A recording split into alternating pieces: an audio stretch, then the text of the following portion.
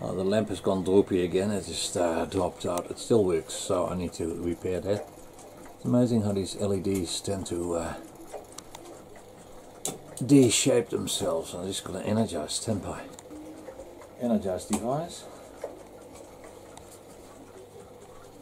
It's just these fittings, it's just the plastic. I need to glue it in a bit better. So there you go, I'm gonna push it back.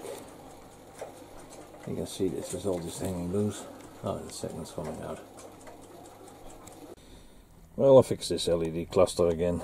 It works fine now.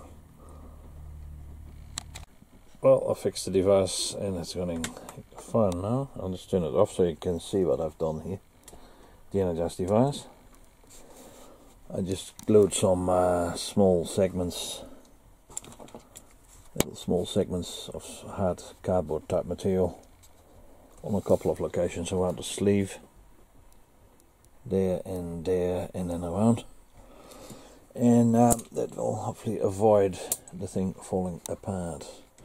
And the current in the device is reduced. I'll just do current measurements. Voltage is 240. Got that one bridged out because it's more than 25 milliampere. Stand by. The current of this device is 103 milliampere, and it works fine, so that's good. Connected source space to do a load check on devices and then see what happens. 103 milliampere, so that's all fine. I'll just mark it on the socket as well. The thing has been around for a while, 2006, that was what I marked on it, and I did the other repair 15th of May 2020, that was when the thing fell apart. Now I've done a proper repair with these extra sleeves, just to show them again, so that hopefully shouldn't fall apart. And I'll put the rating on 230 volts, 103 milliampere, so I'll see how much longer this device is going to go for.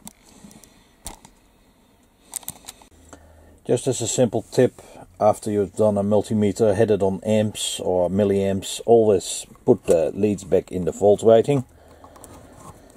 So it avoids you blowing up your fuse or your multimeter. So it's ready for next time.